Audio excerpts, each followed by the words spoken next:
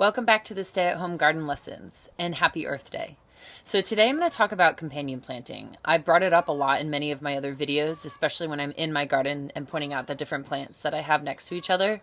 So it's a practice that I personally like to follow when planting. Companion planting is simply using different plants, different varieties and species, and mixing them so they can help each other out. So certain plants can help other plants, whether it's bugs, repelling them or helping with watering systems, and I'll go through that.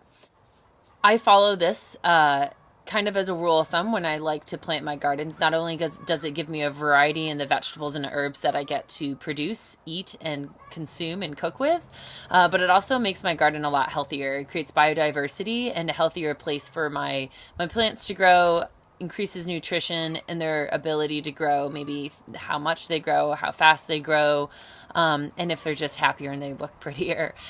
So those are just some kind of easy reasons as to why I'm talking about companion planting. So companion plants, they complement each other or multiple plants. For example, some plants, especially herbs, naturally repel insects. Ones that really might like snacking on my leafy greens. There's some flowers and herbs out there that repel those bugs. Another part of companion planting is looking at the nutrients in the soil. So some plants will take out different nutrients while others put back in or need less of. So it's important to think about when you're planting plants next to each other, how they might interact. And some of them are friends and some of them are foes.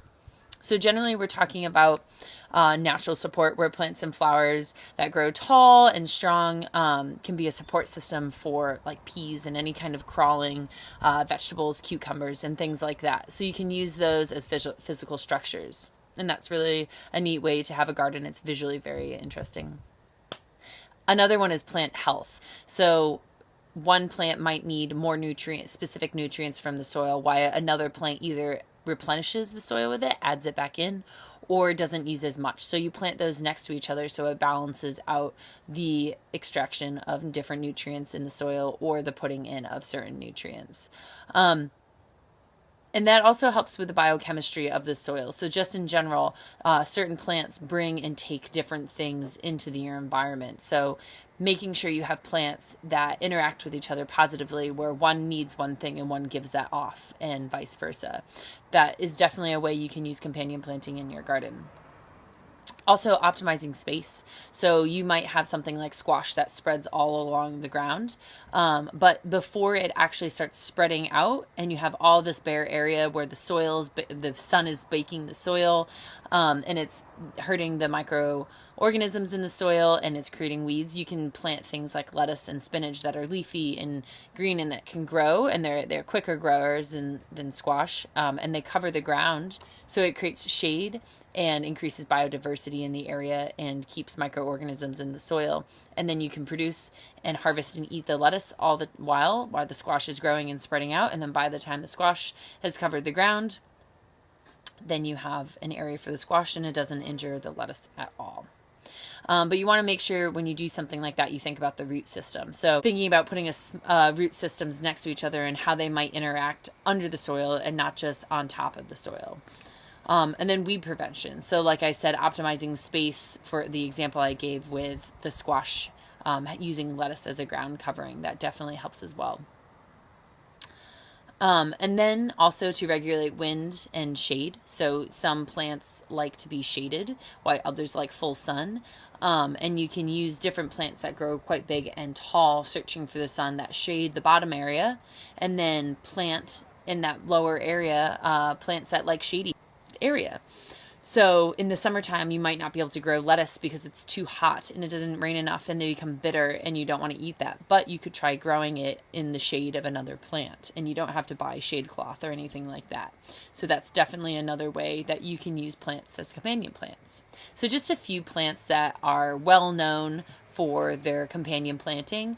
Dill and basil are natural protectors for tomato plants. They keep away hornworms, and there is a lot said that basil helps the flavor. Marigolds is another really common thing, one I also use. I use basil as well. I've got tons of little basil plants growing, but that's also because I love cooking with it. So I like using that companion plant because it's useful for me and useful for all my green veggies. But like I said, marigolds are another one. They're a beautiful flower, but they also repel specific pests, again, for helping for tomatoes. And then mint. Mint is another repellent, especially for ants and cabbage moths. I've got a ton of mint growing. Again, that's something I love to eat. So I have mint growing as one of my companion plants. Nasturtiums. I don't know if you guys have ever heard of nasturtiums. They're a very beautiful, cool flower, and they're edible, but they help prevent insects, specifically aphids, which love to eat kale, broccoli, and things like that, and are usually a pest in my garden. So I love planting nasturtiums to help me out. Sage, again, is another herb that will help out with cabbage moths.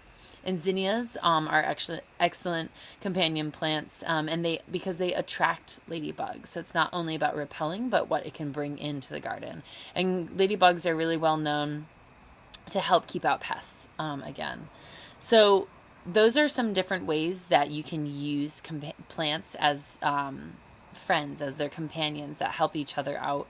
And keep in mind that watering is also part of the system. So you want to think about when you plant a plant, how much water it's going to need. Does it have really deep roots that goes deep into the ground, and you're going to have to water that quite a bit more than a root that has fibrous roots and it spreads out and you only have to water the surface. So make sure when you plant plants, you also think about their watering systems and how much water you might need, versus not needing any water. Or if it's a tomato and you don't want to use a sprinkler system and overhead watering where it'll split the tomato and create disease on the tomatoes themselves, and you need more drip lines. And that might not be as important if you are not growing something like a tomato. There are companion plants, but they're also incompatible plants that do not like being planted next to each other. For example, white garlic and onion, they may repel pests, and I love planting with them. They're definitely one of the companion plants that I use regularly in my garden, but they are known to not do well, or they're known to injure bean and pea plants. They stunt their growth. So keep in mind to look up the different plants that you're planting and what they might like to be planted next to. How might that help each other out? And it's a fun little mix and match kind of game, a puzzle piece, if you will, of your garden, and it will look beautiful. There'll be a variety, and check it out. Send me some photos, especially through the process of what you're doing.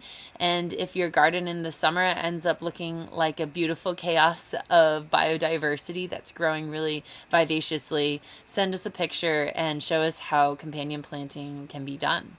So have a great day, everyone, and happy Earth Day. I hope you guys get outside, eat some fresh vegetables, plant something, get to go look at trees, or just simply have some sun on your face. Have a great day.